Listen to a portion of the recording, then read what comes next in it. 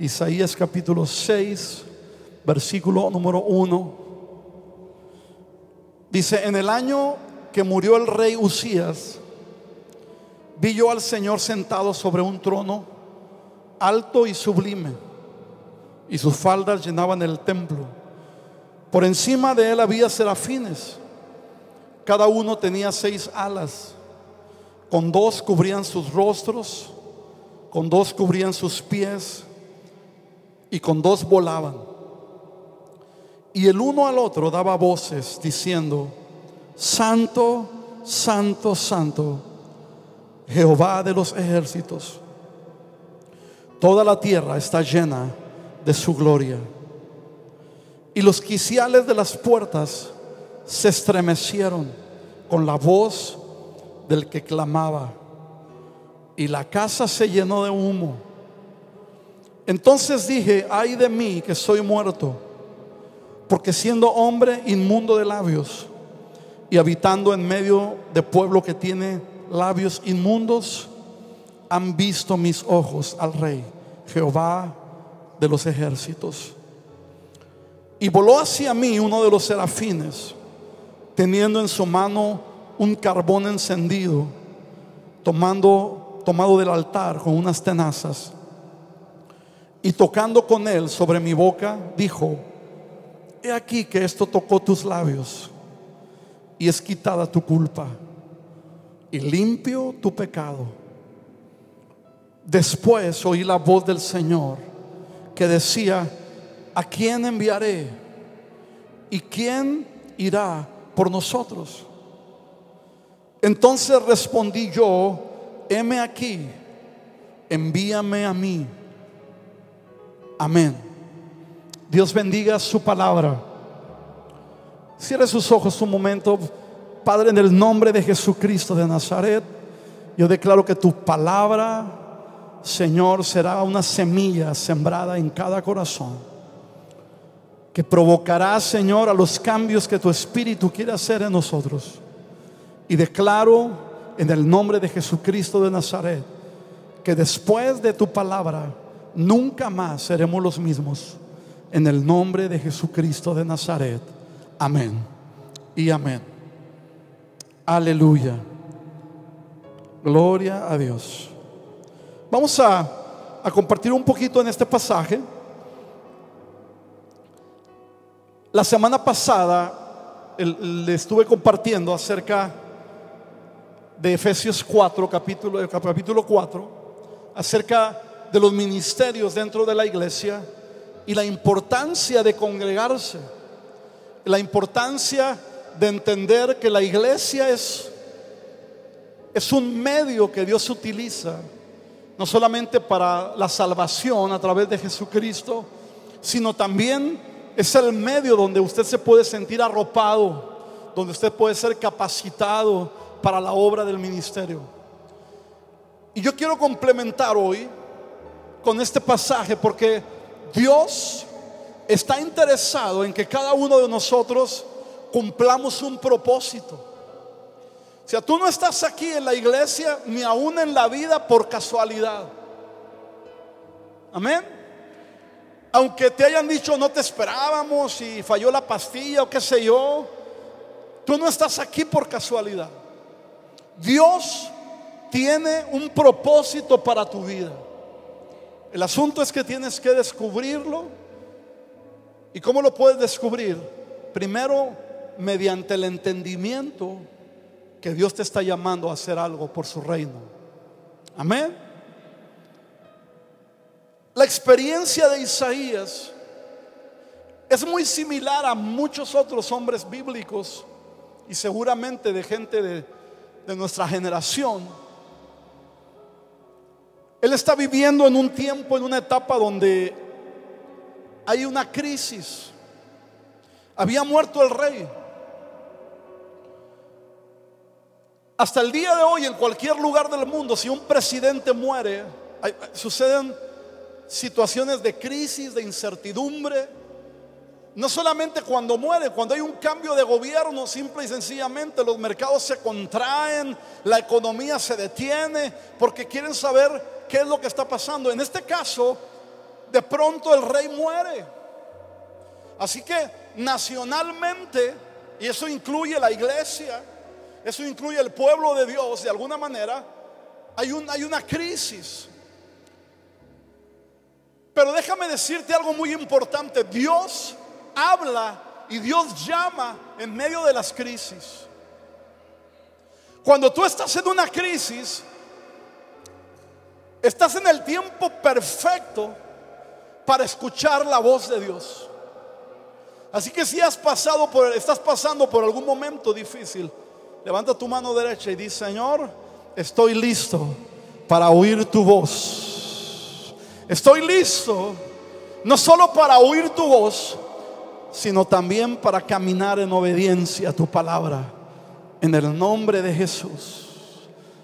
Y suceden varios factores en la vida de Isaías. Él seguramente se sentía como mucha gente cuando Dios la quiere llamar a algo. Se sentía tal vez ante la crisis, sentía que él no podía.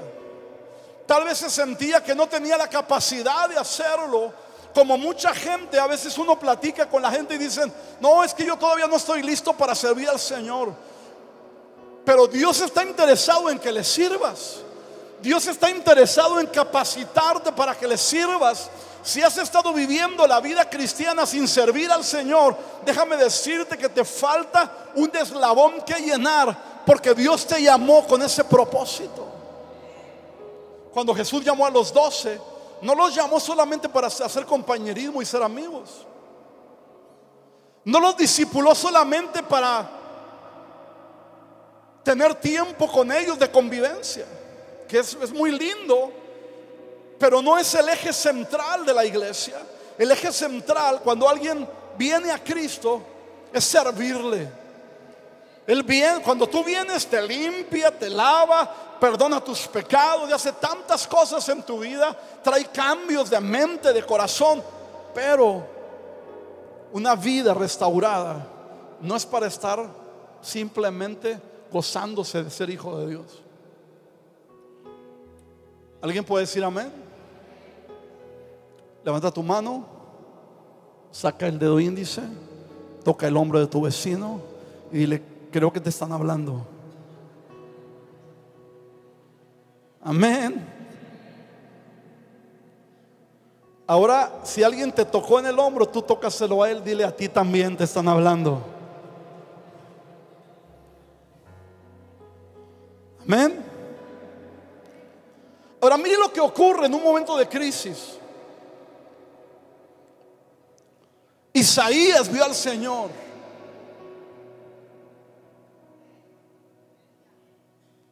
¿A cuánto les gustan las crisis? Qué silencio, ¿verdad? A nadie. Pero déjame decirte que en medio de las crisis tienes una ventana abierta al cielo.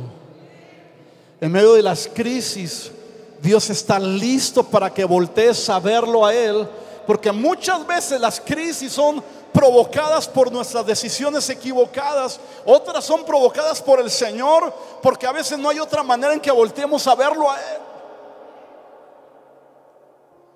Y Dios llama a Isaías, permite ser visto por un hombre que sería uno de los más grandes profetas en medio de la crisis.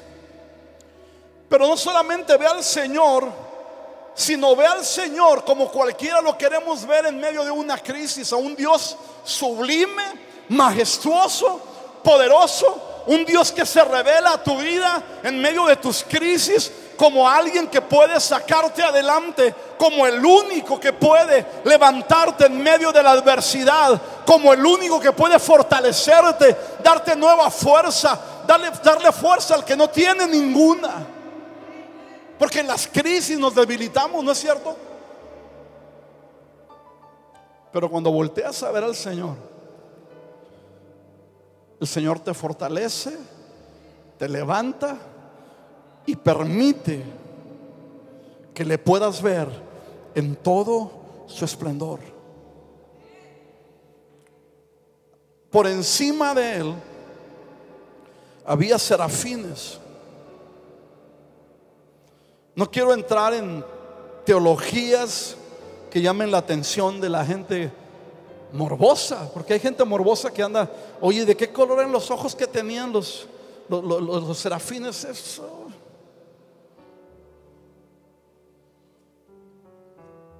Que si las plumas eran de un color de otro, eso no importa. Lo que importa aquí es que Isaías ve serafines.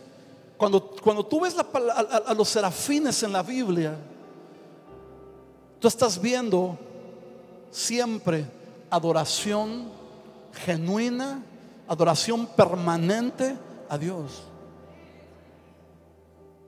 Así que en medio de las crisis tenemos que aprender a adorar al Señor.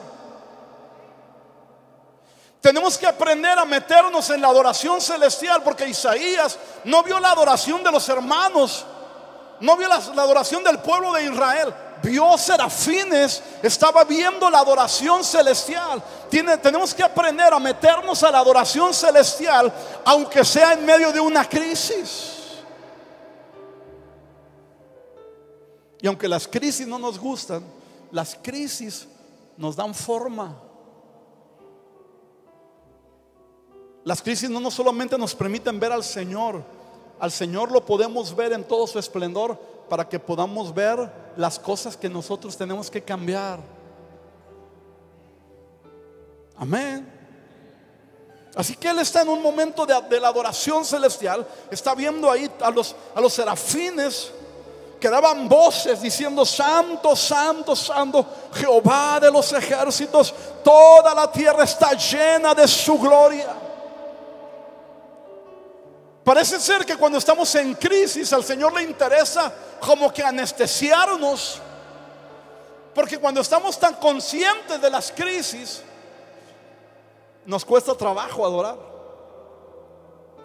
¿Alguien sabe lo que estoy diciendo, verdad? ¿No te ha tocado que cuando estás en una crisis y alguien te dice: vamos a alabar al Señor? ¿Cómo lo voy a alabar ahorita? Algunos hasta dicen: el Señor conoce mi corazón, Él sabe cómo me siento. Pues con mayor razón.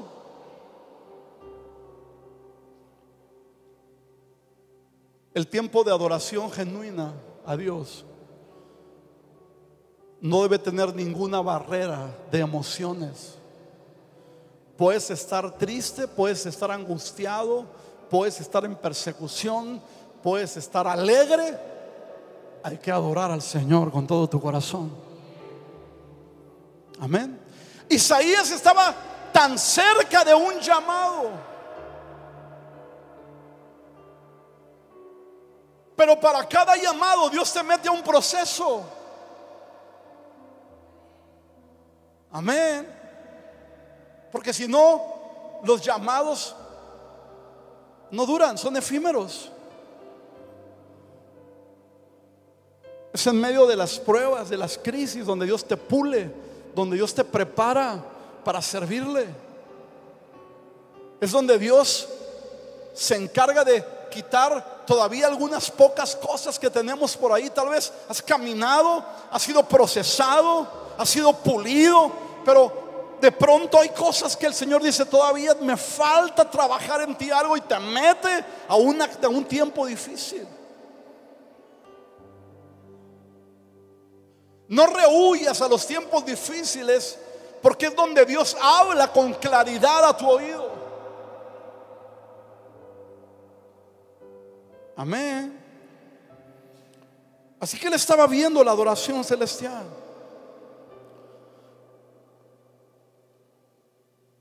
Y dice: los quiciales de las puertas se estremecieron con la voz del que clamaba, y la casa se llenó de humo.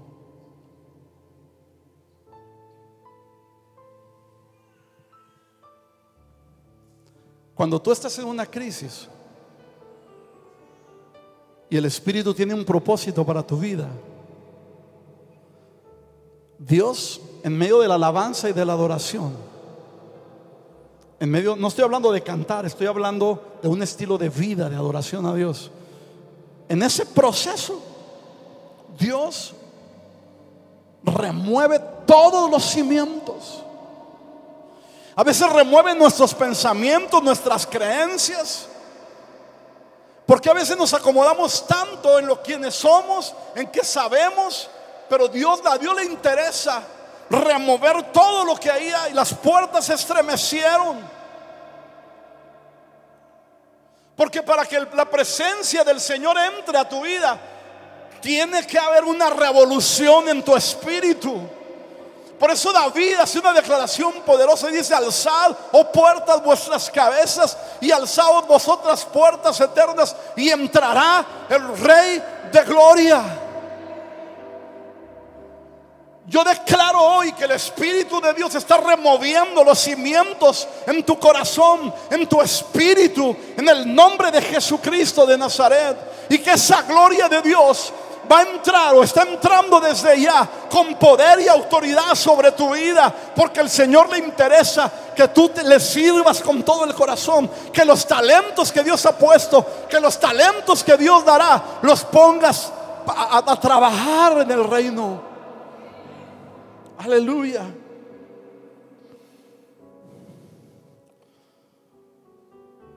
Alzad, oh puertas, vuestras cabezas, y entrará el Rey de gloria. ¿Quién es este Rey de gloria? Jehová de los ejércitos.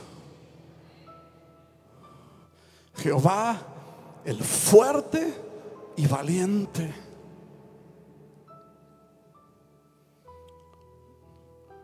De alguna manera, esa declaración de David tiene que ver con lo que le estaba pasando a Isaías. Ve a un Dios poderoso.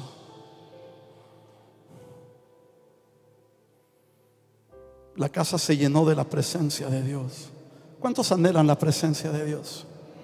Ahora, quiero que veas algo interesante. Se llenó la casa. Dios quiere vivir ahí en tu casa. Dios quiere estar contigo 24 horas al día. Dios quiere que tú tengas la capacidad de verle todos los días, en cualquier circunstancia, en cualquier necesidad, en el llamado que Dios tiene para ti. Él está interesado en que tú puedas verle. Que cuando tú voltees, Él está listo. Porque desde el principio a Dios le plujo hacer eso. Cuando Dios forma a Adán, Adán tenía la capacidad de comunicarse con Él en cualquier momento.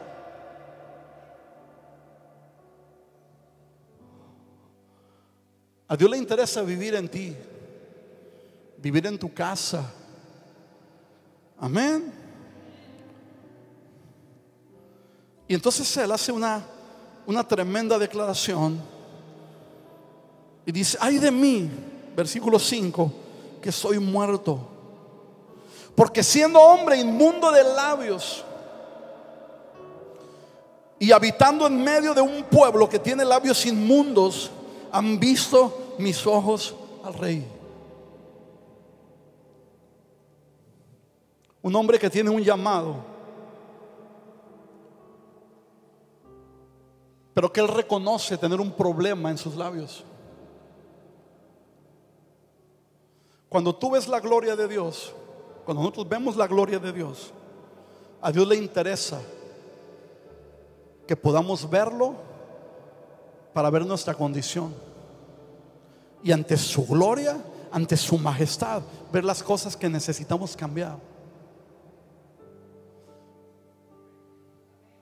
Por eso la gloria de Dios, cuando llega, como en nuestras reuniones, cuando dices: wow, está la gloria de Dios, no solamente es para que te sientas bien, que te sientes bien, ¿no es cierto?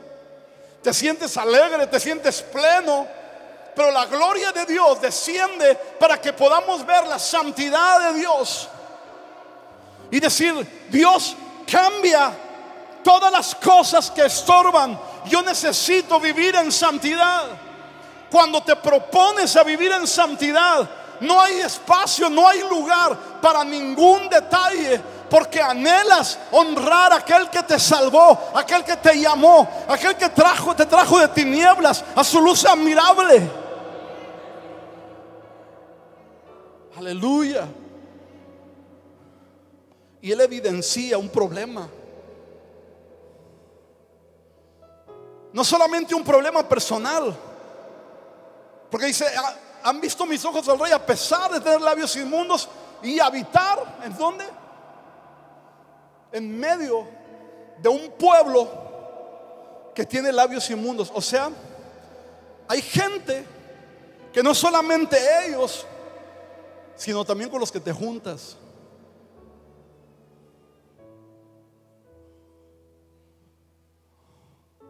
Aleluya. Muchas veces nuestras relaciones nos llevan a ofender a Dios. Por eso tienes que aprender a relacionarte correctamente para ser bendecido. Que tus pláticas, que mis pláticas con la gente que nos juntamos nos edifiquen. Que nuestras palabras edifiquen, que den gracia a los que las están oyendo, dice el apóstol. Amén. Ahora, él reconoce un problema que él tenía, pero la gloria de Dios sirve para que cada uno en lo individual, porque todos sabemos cómo vivimos. Amén. Fíjese que aquí en este pasaje parece que Isaías está solo en la presencia del Señor, porque esto no se embola. Esto no es ni siquiera familiar, esto es individual. Cada individuo tiene la responsabilidad de entrar a la presencia de Dios para que Dios se manifieste en qué es lo que tenemos que quitar de nuestra vida.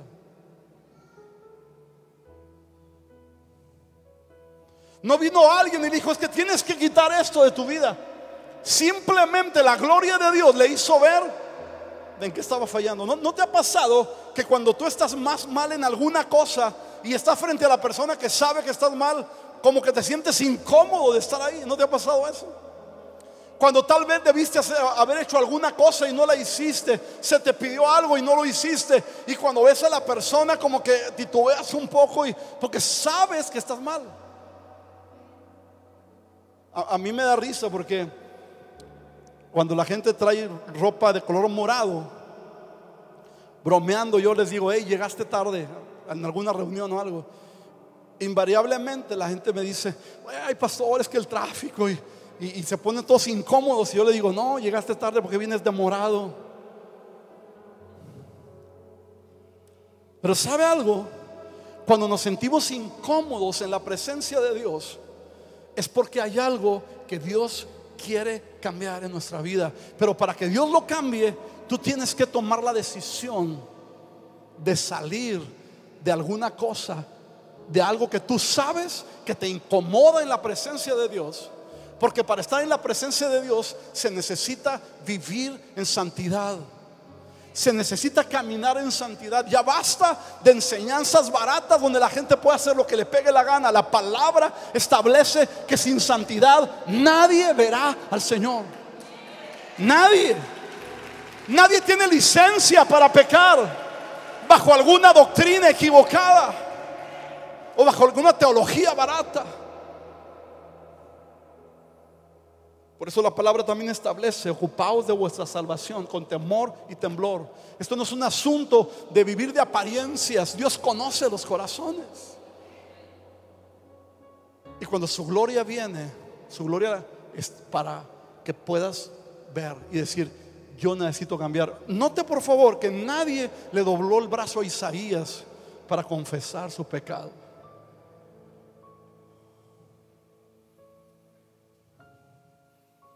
Aunque Dios no puede ser burlado, y cuando la gente anda mal, Dios te va a evidenciar en un momento. Digo, a los que anden en eso, yo sé que los que andan mal no vinieron hoy, ¿verdad? Pero Dios te evidencia. Hay gente que vive en pecado y dice, nadie se da cuenta, ya han pasado años y nadie se da cuenta. Al rato te pasan la factura. Porque Dios no puede ser burlado. Cuando menos lo esperas. Yo no sé si te ha pasado. Mira, mi esposa y yo el otro día andábamos en Dallas. Y de esas veces que vas a ir de compras a altas horas de la noche. No andábamos disfrazados de pastores. Andábamos así con chanclas y todo el rollo, ¿no?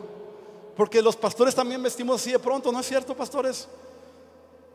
A veces la gente nos quiere ver siempre con corbata y saco. Pero me acuerdo que andábamos allá. Y cuando íbamos a salir, dijo mi esposa, oye, pero mira en qué fachas andamos. Y dijimos, ¿quién nos va a conocer ahí? ¿Ah? Y era en la madrugada aparte.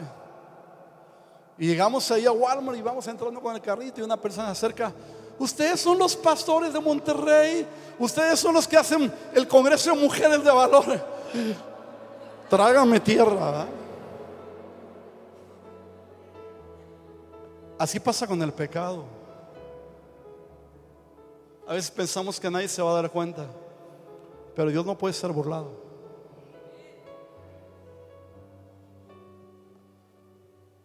Basta de un evangelio barato. Hay muchos lugares donde se predica lo que la gente quiere oír, y eso está establecido en la palabra. El apóstol Pablo le habla a Timoteo y le dice, vendrán tiempos donde la gente querrá oír lo que quiere y habrá quien se los dé. Estoy parafraseando, pero aquí no. Amén. Isaías dice, ay de mí que soy muerto. Pero Dios es un Dios de oportunidades. Humanamente hablando, él pensó, ya aquí caminé, como decimos, ¿verdad? Pero Dios es un Dios de oportunidades. Su misericordia es desde la eternidad y hasta la eternidad, cuando hay corazones dispuestos a cambiar.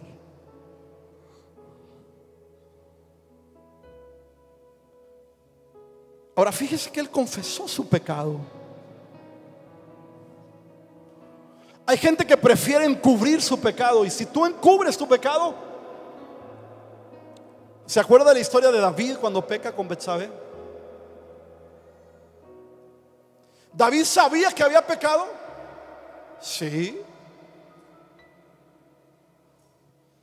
Y viene el profeta Natán, él dijo, ya la hice, nadie se dio cuenta, todo quedó ahí tranquilito. Pero vino el profeta Natán,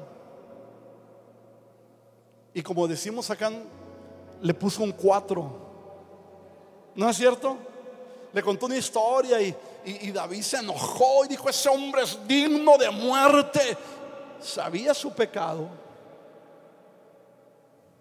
Pero qué fácil es ver las fallas de otros y no ver las propias. Para eso es la gloria de Dios, no para que veas las fallas del compadre. Que mucha gente cuando se habla de esto dice, ay, qué lástima que no vino el hermano fulanito para que oyera. Pues llevar el CD, ¿verdad? Pero también lo escuchas tú y de paso. Y le puso un 4 y él dijo, ese hombre es digno de muerte. Y el profeta le dice, ese hombre eres tú. Porque Dios no puede ser burlado. Amén. Cuando confiesas tu pecado a Dios, cuando abres tu corazón al Señor y reconoces tus fallas, Él es fiel y justo para perdonar todos nuestros pecados.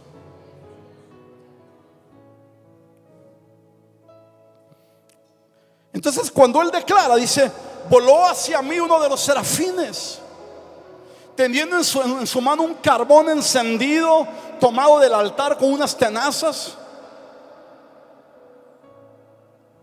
Imagínense el cuadro, está Isaías ahí, viene el serafín, agarra un carbón. ¿Alguien ha agarrado algún carbón encendido alguna vez? Aunque sea para acomodarlo ahí cuando estás asando una carne. Yo nunca, porque a mí no se me da asar carne. Tengo un problema, el humo siempre se viene conmigo donde estoy, entonces no me puedo acercar mucho. Porque dicen que el humo siempre se va con los bonitos, ¿verdad?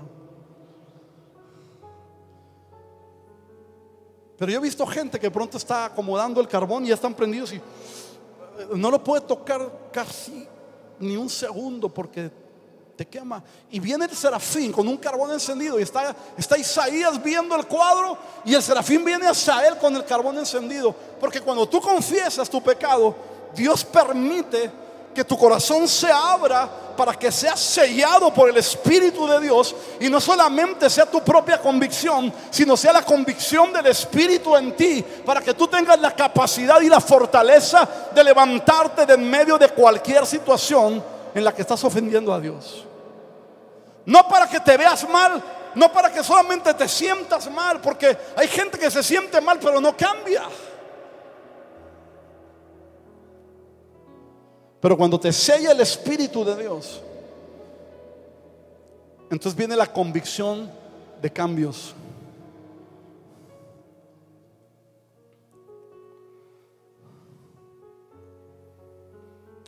Y viene el serafín y pone el carbón en los labios, un carbón ardiendo.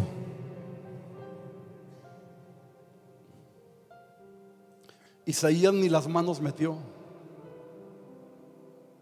porque cuando te está tratando el Espíritu de Dios y tú estás convencido porque has visto la gloria de Dios, ni las manos metes. Cuando te andas defendiendo y metiendo las manos en cosas que no debes, no, es que Señor, es que yo todavía no, es porque el Espíritu no te ha tocado todavía. Cuando nos andamos autojustificando, es porque el Espíritu de Dios todavía no hace lo que tiene que hacer en ti. Pero Isaías fue tocado por el Espíritu.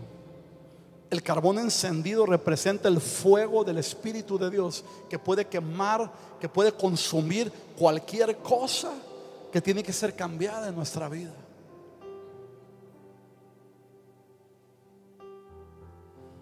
Amén.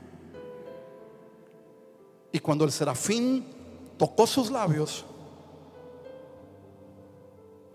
dijo: he aquí que esto tocó tus labios. No necesitaba decírselo, si él ya había sentido seguramente, ¿verdad? Y es quitada tu culpa y limpio tu pecado. Son dos cosas diferentes.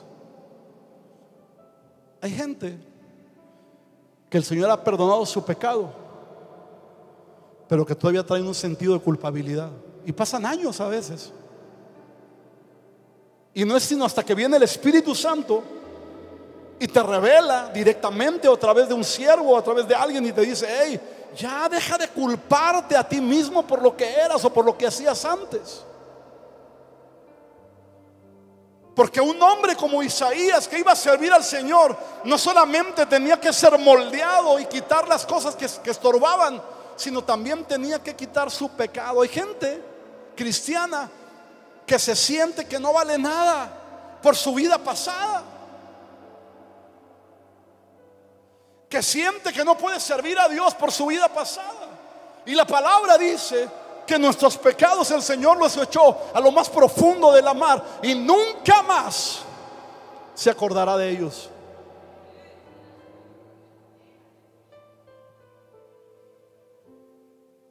Que cuando estás diciendo: ay, Señor, es que yo todavía, mira todo lo que hice,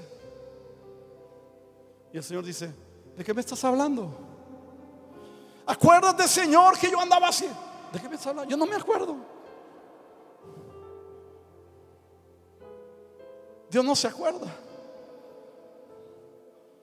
No porque no sea Dios y no pueda acordarse, sino porque su intención no es avergonzarte, sino prepararte levantarte, fortalecerte, darte una autoestima correcta. Lo que vale es ser hijo de Dios. Deja de quejarte de lo que eras en el pasado. Acepta que tú eres un hijo de Dios, que vales la sangre de Cristo y que no hay nada ni nadie que te pueda quitar el ser hijo de Dios. Solo camina en santidad. Aleluya.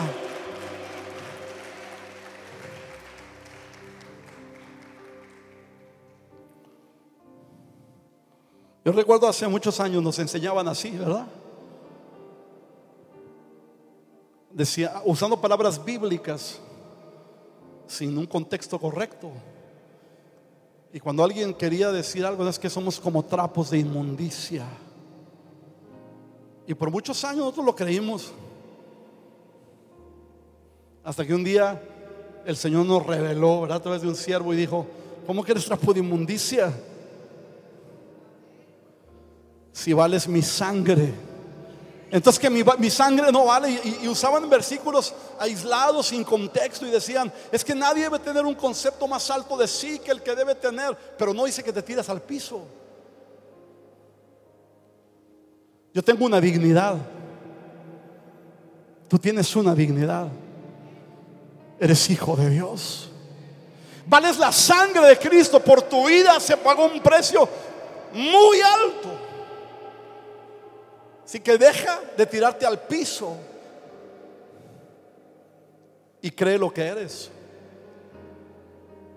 Confiesa tus pecados, ven al Señor. Él te puede perdonar, cambiar, restaurar.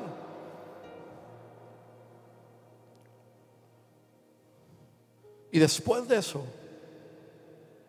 versículo 8, dice: después, digan todos después, oí la voz del Señor. Ahora fíjese por favor que cuando inicia, él no ha escuchado la voz del Señor.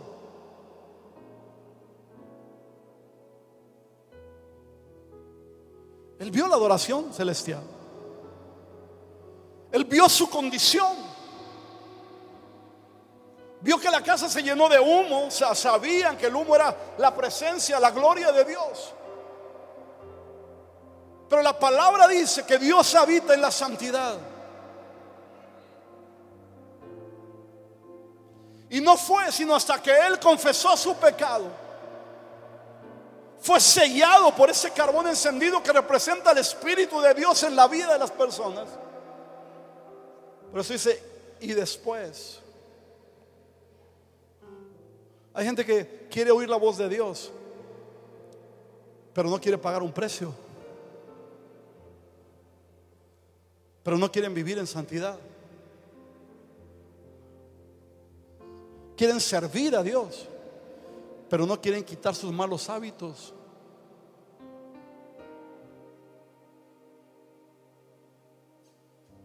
Hábitos que saben que ofenden a Dios, que son pecado.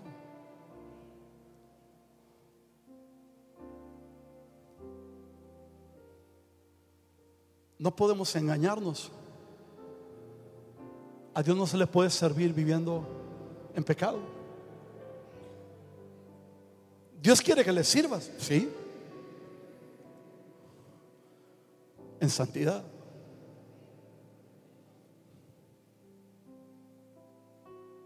¿Están muy serios? ¿Está fuerte lo que estoy diciendo?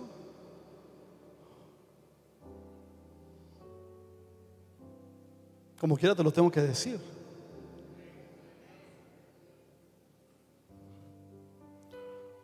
Una vez que él confesó su pecado y fue perdonado y fue quitada su culpa, oyó la voz del Señor.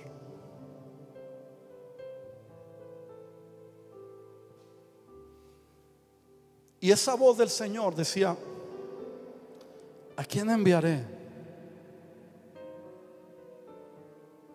¿Y quién irá por nosotros? Estaba la Trinidad ahí, hermano.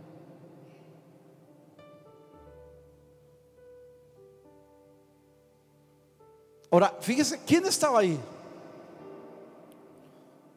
Solo estaba Isaías. Y Dios nunca dijo: oye Isaías, ¿cómo ves? ¿Me quieres servir? ¿Te envío a ti? ¿O qué onda? Porque Dios nunca te va a obligar a servirlo. Como nunca te va a enviar a servirle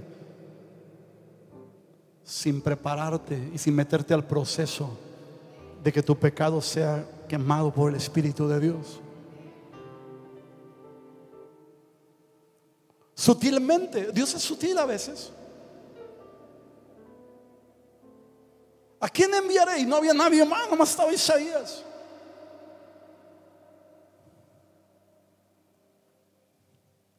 Porque Él espera que por el amor que tenemos por Él le sirvamos naturalmente y que nuestra vida esté dispuesta a servir, que nuestra vida esté dispuesta a darnos a Él, a darnos por lo que Él ama, por lo que Él anhela. Y tal vez tú puedes decir: oye, pastor, pero yo no sé Biblia, soy muy nuevo. Tal vez digas: no sé predicar. No estoy llamando a eso. Dios no te está llamando a eso necesariamente. A lo primero que Dios te llama es a voltear a Él y estar dispuesto a decirle: Señor, como dijo Isaías, heme aquí.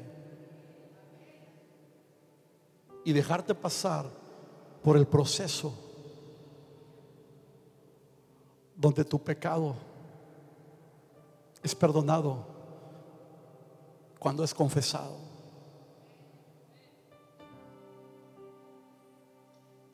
Hay que confesarle a Dios los pecados, no al hombre, a Dios.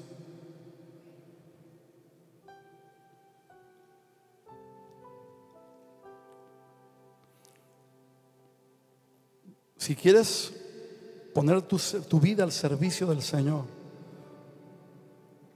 necesitas aprender a exponerte a su gloria para cambiar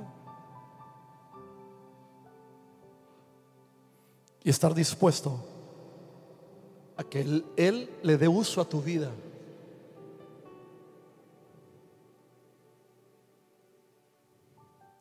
Aunque muchas veces en ese proceso o en ese llamado,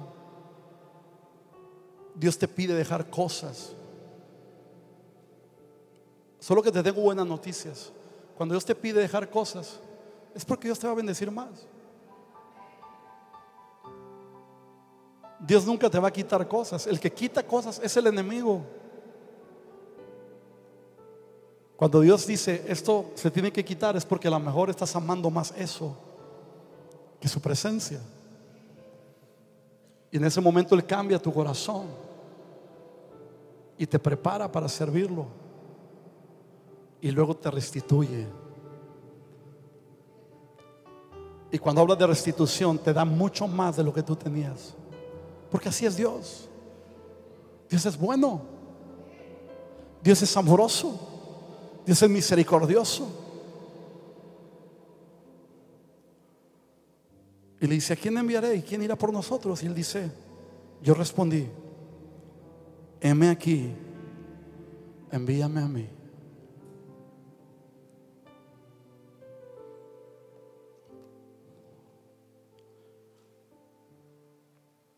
¿Cuántos saben que tienen un propósito de Dios?